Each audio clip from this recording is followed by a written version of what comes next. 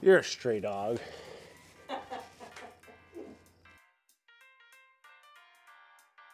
Hey guys and gals, this is Alex Costa from A&R Design, and this is a long-awaited YouTube video. We want to say congratulations to Ridgeline Defense up in Dalton, New Hampshire. Really close friends with them. We're just so excited that they finally were able to release their own AR platformed rifle. This is the Ridgeline RD-15 LPR. It's Ridgeline's vision and dream of what a special purpose rifle should be in 5.56. It's a 70-75 T6 billet set, matched. It is one of the tightest upper and lower receiver sets I have ever felt. There is zero play between the upper and lower receiver. And it has a semi-monolithic upper receiver. So you'll see right here, there's an extension of the upper receiver forward, and you'll see that there's an extension of the ARCA rail towards the receiver backward. Ridgeline decided on a Proof Research 16-inch barrel chambered in 223.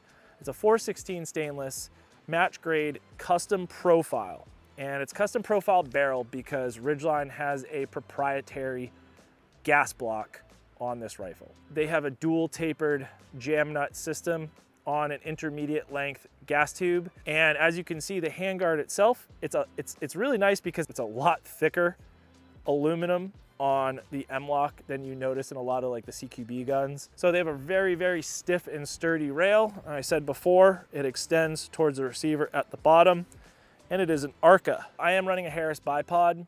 It's an SBRM version. So these are the sprung legs that are slotted. I like them because they're easy to deploy. So a little trick that I picked up from Ridgeline a few years ago in an SPR class is a Ranger pull. So if you need to get your bipod out in a hurry, you can use that little pull tab, paracord pull tab there. This Harris has an Area 419 adapter for ARCA. So it's got this big gold knob here, and you just simply loosen it, tighten it, and you're in position. I have a Wilcox flip aside here.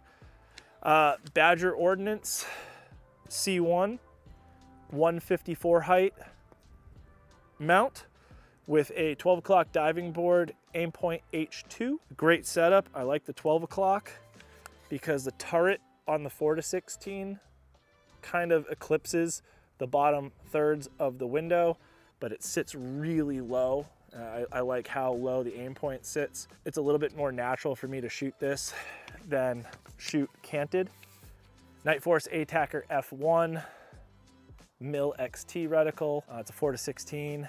So we're in MPVO territory. After shooting MPVOs, I really dig them over LPVOs now. LPVOs are good, but again, limited application to where they really shine. I'm running Ridgeline's throw for the Nightforce optics. They have this extended throw here. I bought one last year at an event at Ridgeline. Threw a little bit of Vibratite in there and got it cranked. It's such a nice throw on the Nightforce. A lot of people are gonna ask what this scope wrap is. This is just some Amazon special Flectarn tape I got. It looks like true Flectarn and it sticks to the glass. Ridgeline has a nice, super large safety here. It has a little bit of a shroud to it so you don't accidentally bump it, but it is a very easy button to push. It's so large and in charge. On the body side here, you've got your takedown paddle and your ambidextrous magazine release in a very convenient location. B5 weapon systems grip and a Magpul CTR stock. The trigger is a Geisley SSAE 2-stage trigger. Really nice trigger. It's one of my favorite triggers to run on SPR type guns. They're running a Voltor A5 buffer system back here. So they're running the A5 H2, a 7-position buffer tube, and a Springco green spring in here. I'm also running a SIG SLX 556C. So this is the compact flow through surge can from SIG. It is a fantastic suppressor for this 16-inch gun. It reduces bolt speed, running some super spicy ammo. It just makes this a kitten to shoot. So the bolt carrier group is a full auto rated stake BCG polished DLC, which is diamond light coating, Carpenter 158. It is MPI inspected and HPT high pressure tested. Out of the box, this is the softest shooting, most beautifully gassed AR-15 I have ever shot in my entire life. I'm getting a .54 inch group with 77 grain at 100 yards with this gun. I'm running gold medal match 77 grain SMKs. Gold medal match 77 grain SMKs are a little slow. They're running like 2,400 feet per second out of this gun. The barrel still has yet to break in. These proof barrels can take up to 600 rounds to really break in. And with this gun and how it's gassed, you're probably looking at 10,000 round barrel life with something like this. Don't quote me on that. We'll see what happens. But it is a thermal press fit barrel. I don't know the numbers yet, but Ridgeline will be offering that as a free service to anyone that shoots out their barrel. You send in your upper receiver, they rebarrel it for you at only the cost of the barrel. MSRP on the LPR is $31.99.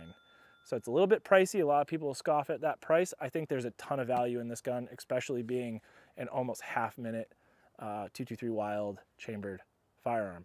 Badlands Ammo was kind enough to provide us with their 85 grain heavy boy prototype ammo. So we have 200 rounds of prototype ammo. It's a shell shock cased 85 grain with a estimated 2750 feet per second out of an 18-inch gun. 85 grain moving 2750. I would say 2650 out of this gun, knock 100 feet per second off for a 60-inch barrel, but we shall see. So we're really excited to get that data for you guys.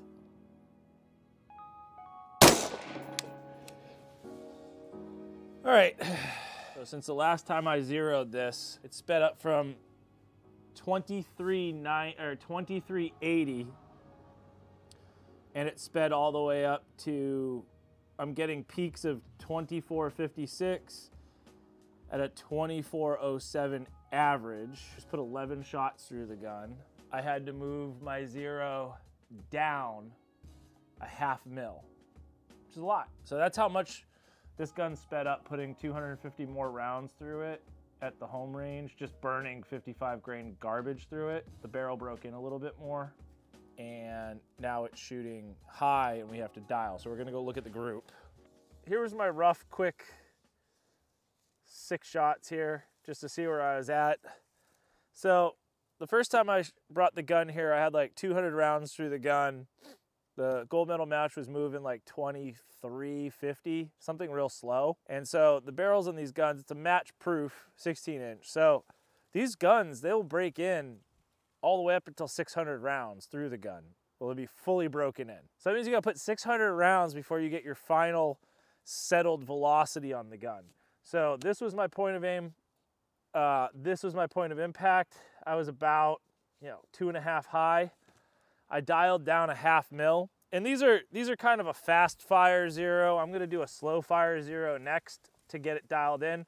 But for me, if you look, each one of these cells is an inch. I got my little measuring device here. Like we're at an 1.25 inch group right now.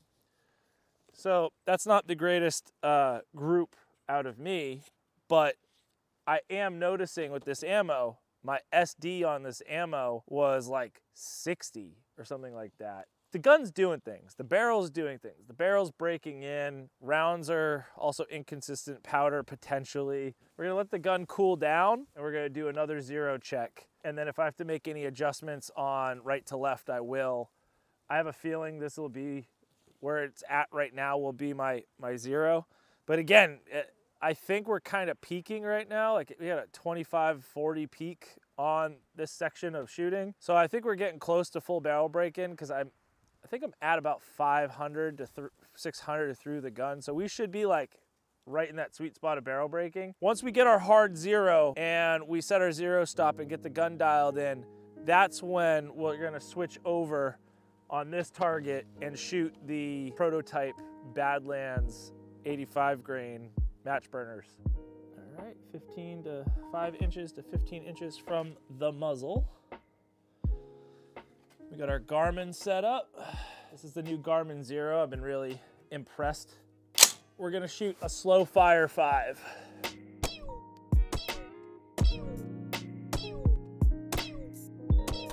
My first one, I didn't do my breathing well, so I'm gonna send one more. Our min on that 7 shot, our min was 2354 and our max was 2451. Average at 2403. That is a pretty crazy, that's 100 feet per second difference between one of those shots. That's not too cool. What we'll do is, again, we'll go down range, measure our group. All right, so this was the first shot I took, which was a flyer. And then here's a 6-shot group. 1, 2, 3, 4, 5, 6. Now, if that 6 shot, this one low here was my 2342, and this happened to be my high, you know, that could, the velocities coming out of that thing, you know, could affect your flyers, right? So if you want to measure your consistent stuff, my group's pretty tight. So I don't know if you guys have ever used it, but I'm going to use the Ballistic X software for this. So you go to camera. What we're going to do is we're going to put the 1-inch mark. We're going to negate, we're going to pretend that flyer doesn't exist because that was a true flyer. Get down here and take a picture. Boop. You're going to put your measurement here to here. Point of aim. And then you're gonna go 1, 2, 3, 4, 5, and we have that flyer. Overlay. So that's a .893 group, which is not that great, but we did have that flyer. So if we go back, we'll negate that flyer, do overlay. So ignoring that one, our final group here, 0.61. 0.6 for this gun, that's pretty good.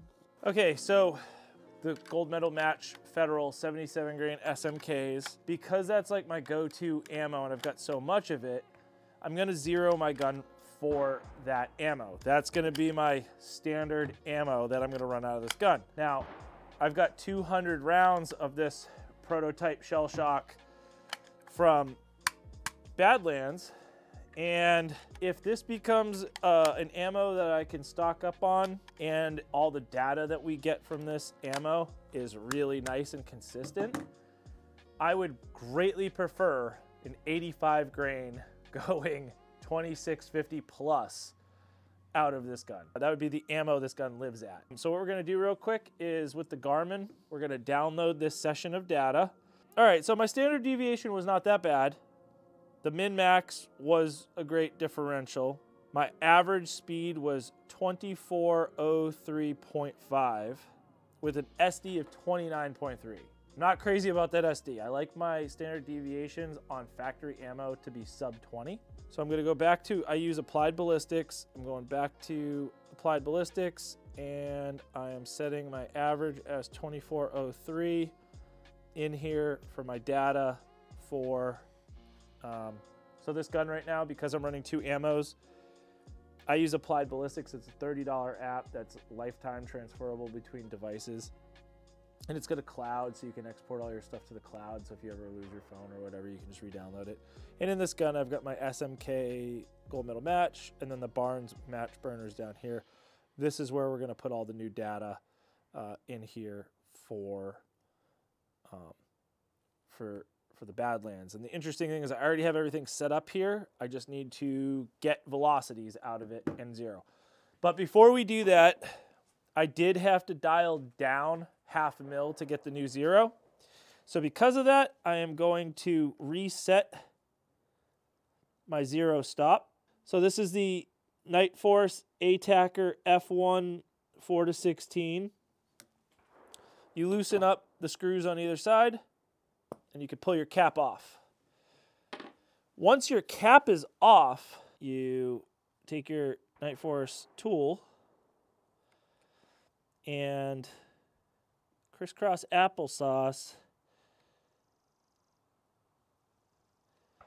Loosen these up. And you don't need to unscrew them. You typically need to do like a quarter to a half turn to loosen them up. So this zero stop, basically, you want to turn it till it stops here. So I turned it all the way till it stops. And then I want to back it up about 15 to 20 degrees. And that's so, this is a locking zero cap. So when you're at your true zero here, this is locked. If you want to go, now you can dial up, but if you want to dial down, you have to press the button to dial it. So it's a locking cap, which is nice. So when you want to break zero, you have to press the button. The zero stop, I like to do 15 to 20 degrees on zero stop rotation, so that if I do need to down dial, like when we were just zeroing, I had to dial down a half mil. Well, I typically have between a half and a full mil of downward adjustment when I do my zero stops. If I hadn't set my zero stop correctly, I wouldn't have been able to dial down to make the correction to my zero. So now that we have our zero stop set up and at the correct position, we carefully get these literally finger tight. When I say finger tight, when you feel resistance, you stop. Do your little crisscross pattern here. Boop. Feel resistance. And then this is where I just give it a quarter turn. Quarter turn. Quarter turn. And quarter turn. Just making sure they're all the correct resistance. You don't need to crank these down. You just need them basically finger snug and then quarter turn. That's it. Then we go back to your zero stop, your zero knob. You're going to press this on. You're going to press it all the way down. And it is now locked. The nice thing is it's now locked all the way at its zero. And it's fully pressed down. That's the nice thing about these locking knobs, is they'll hold where you need your zero set. And once it's fully engaged, it locks in place. This is the same deal. I go on one side of it. I get it finger tight, quarter turn, finger tight, quarter turn. And that's it. Now my gun is officially zeroed. All right, so now we're switching over to the 85 grain. We're gonna start a new session. Rifle, yes. Enter grain weight. We're going up to 85, yes. All right, so this will be the first shots of the Shockwave.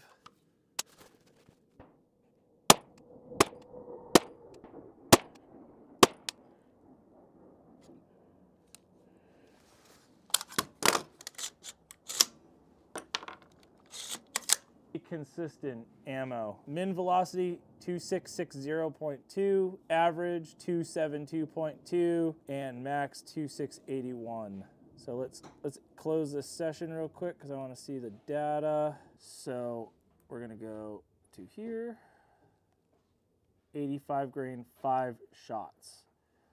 Standard deviation is 9.1 with an average at 2672.2. We just shot that first 5-shot group with the Badlands, 2660 feet per second, 85 grain match burners. We're looking at a .597 group. It's just about a half-minute gun with that group, and that was a fairly fast fire. So I'm gonna dial 1/10 down, move that group down and shoot another 5. But it had a standard deviation of 9.1. So super consistent ammo. The group doesn't lie. We're gonna shoot a few more 5-shot groups for this thing. If you're doing data, might be good to invest in a Magneto Speed barrel cool. It just blows air into your chamber, down your barrel, helps cool your can off.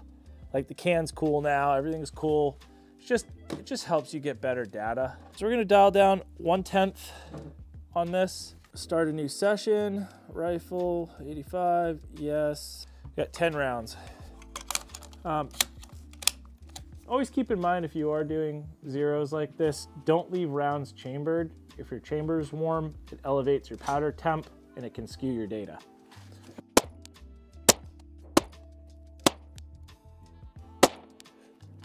We'll do 2 more groups.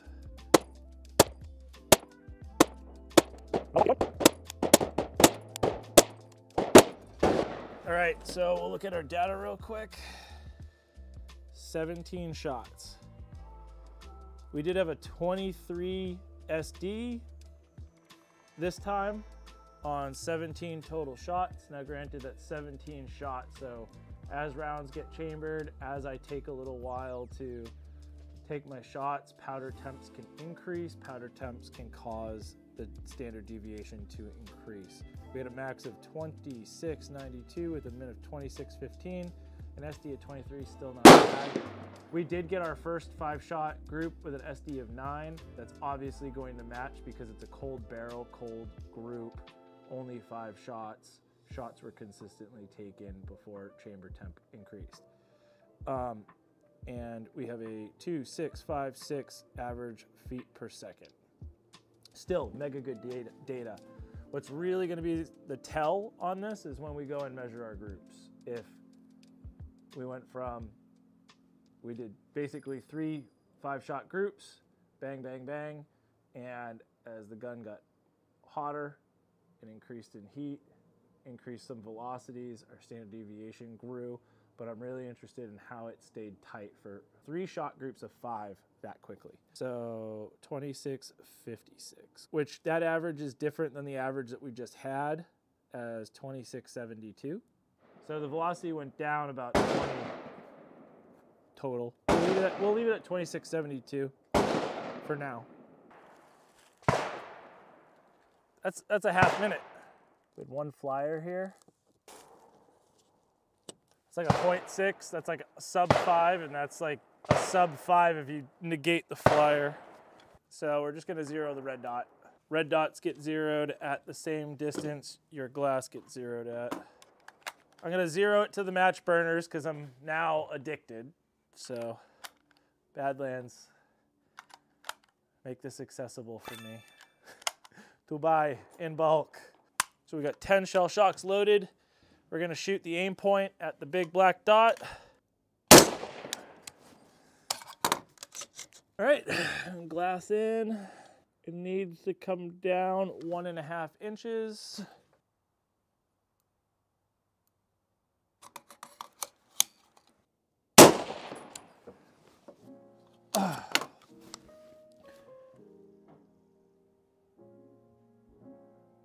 All right, there's like 4 in the X bowl. I will call that a day. All right, gun's cold. Let's see what our data says. Our first 5 was 26.72. Our average here, 26.56, 26.56. So in the last 30, it settled to 26.56. So 26.56 is now entered the muzzle velocity and applied ballistics. We're good there. Go back here. Our SD was under 20 for 15 rounds fired, so I'm happy with that. Max speed 26.86, min speed 26.17.3. We're not going to measure this group because this was just zeroing the aim point, and the aim point is now dialed.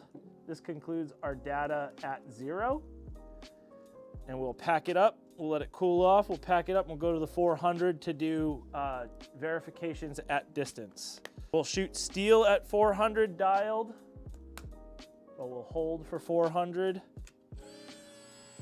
And then we'll make our adjustments. And we'll just see what our consistency is at 400 yards. So that's the goal now. Shoot 400, get it on steel. Okay, cool, we know where we're impacting on steel. Throw up one of these big black bowls. Hopefully hold correctly for wind. So I'm gonna use the steel target to figure out what my wind is. So I have a better guess at wind. And then we'll try to shoot a tight 10 rounds at 400 to verify our data.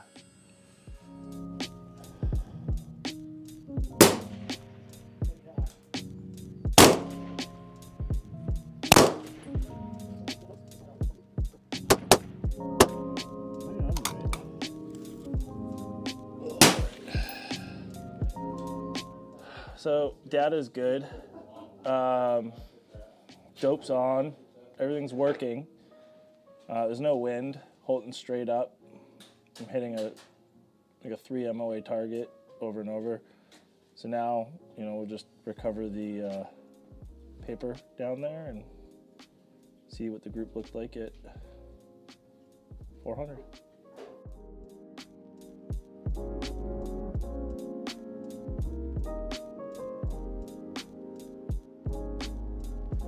Five shots at 400 yards, point of aim, point of impact was about a half target low. So either my speeds are settling and I put the wrong dope in, just have to back check the Garmin data and compare it.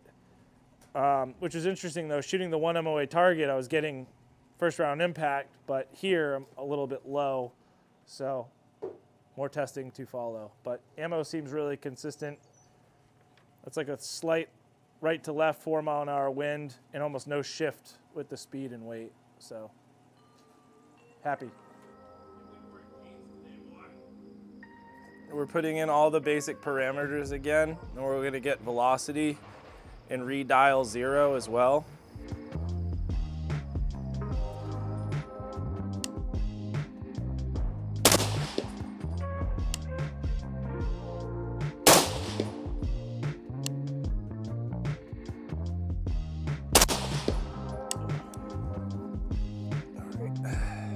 Our data here. Muzzle velocity dropped a little bit, 25, 63.8. It's about a 0.8 group. So I'm gonna dial down here.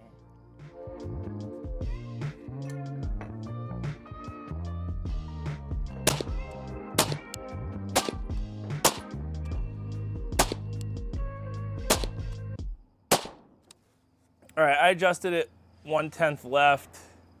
I didn't have to adjust elevation because it's slowed down a bit. This is the new official factory, not prototype, Badlands 85 grain. So they slowed it down a little bit. They lowered the chamber pressure a hair. 18 shots through the rifle, we're at 2561. So that's congruent with all of our data. So we're good to go here. Gun's clean, everything's clean. So.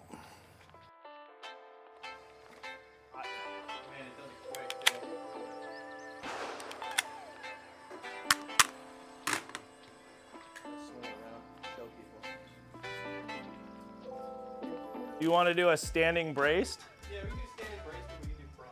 And then prone.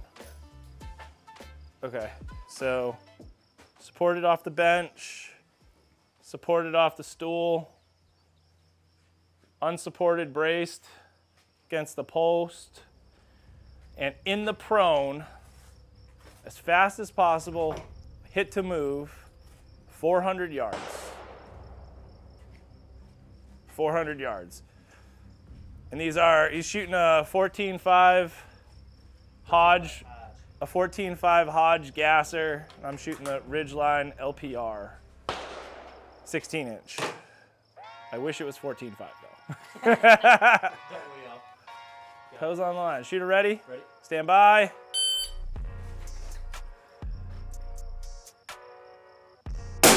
Boom.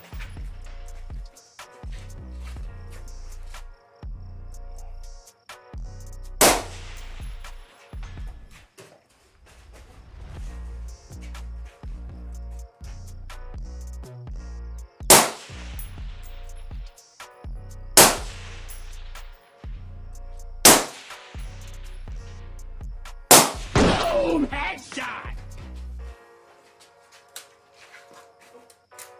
Woo, ha.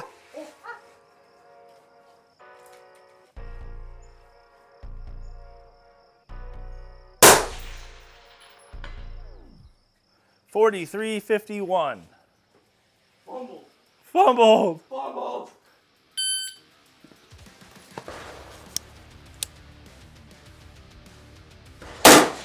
Bruh.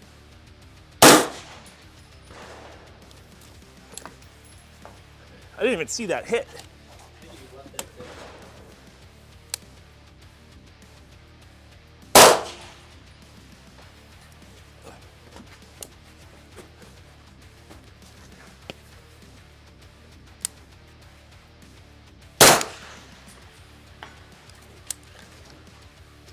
I thought that was gonna be low.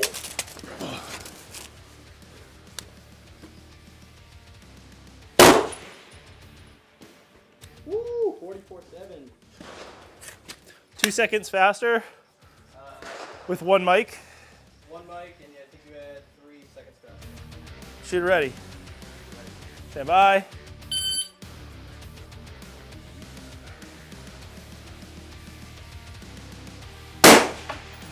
Nope.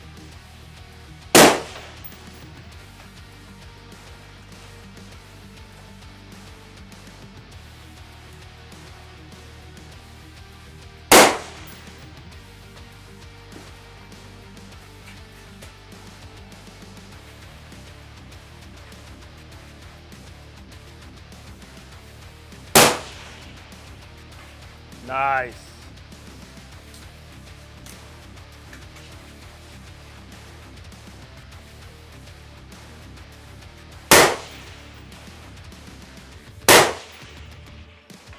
$44.67. Not too bad. Shooter is ready. I'll bother.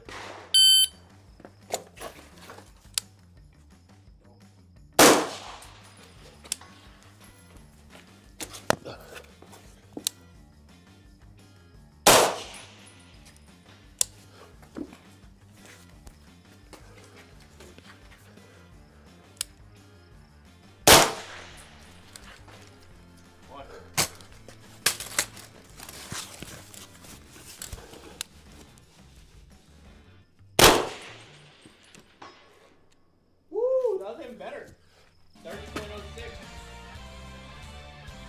Anyway, overall, I think the rifle is a super soft shooting rifle. It's the softest out of the box rifle I have ever shot. I think it has a lot of very admirable features that I want in a 16-inch gun, like the full-length ARCA. I love the upper and lower receiver set. I think it's a really nice receiver set. Everything about it is pretty spot on. It slams steel. It's a soft shooter. So you saw a course of fire shooting a 66% IPSC, 30 seconds, 4 positions, including a standing position at 400 yards. The gun performs.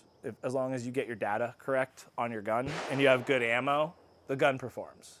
Cons of the rifle are the CTR stock, but that's arguable both ways because I think CTR stocks, when you fully kit them out with Arasaka stuff, butt pads, cheek pieces, they evolve. But I decided to go with the STR stock because I wanted something with a tighter lockup. So that's not really a big deal. I think my biggest con for me is the brass deflector. Not deflecting brass, because when I do shoot support side, I am getting hit in the face occasionally. I get a parallax shift with most lenses, so I like to shoot precision glass without iPro. If I was in a position, if I'm proned out behind the gun shooting support side, it's fine. But if I'm shooting unconventional support side like this, where my face is bladed more towards the rifle's ejection port side, I would absolutely have to wear eye protection because I would get hit in the face. But everything else, trigger, ambidextrous controls, almost ambidextrous controls, the Geisley charging handle on it, the ARCA rail is amazing, the partial monolithic press fit barrel, it's an accurate gun. You know, we're shooting 1 MOA targets at 400 yards, stacking rounds. I didn't group it at 100 today now that it's broken in, but you know, it's shooting 0.55 average groups, 0.59 I think it's settled at for groups for the 85 grain match burners. So it's a half-minute gun. You know, if I was shooting something slower like the 77 grain SMKs, I bet I get a little bit tighter group. It's a good gun. It's a performer. I'm gonna shoot the hell out of it. Just say the only thing that I consider a con for shooting matches and unconventional shooting positions is the brass deflector. Other than that, probably the best out-of-the-box AR I've picked up in a long time. Thank you for watching. Hope this answers all those questions. Like, subscribe, comment. Thanks for watching.